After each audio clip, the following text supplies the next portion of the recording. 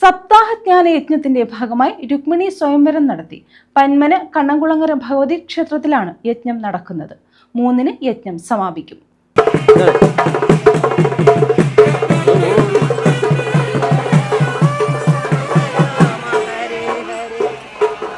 പന്മന കണ്ണൻകുളങ്ങര ശ്രീ ഭഗവതി ക്ഷേത്രത്തിലാണ് സപ്താഹ ജ്ഞാനയജ്ഞം പുരോഗമിക്കുന്നത്.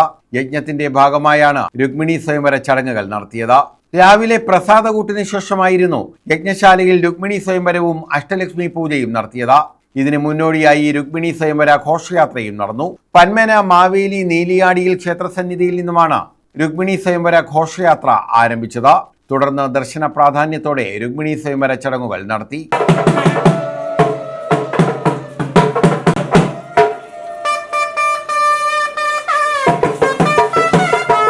ക്ഷേത്രത്തിൽ നടന്നുവരുന്ന സപ്താഹയജ്ഞം 3-ന് സമാപിക്കും. തൊടിയൂർ ചെറുവള്ളിയിലം ഉണ്ണികൃഷ്ണൻ നമ്പൂതിരിയാണ് യജ്ഞാചാര്യൻ.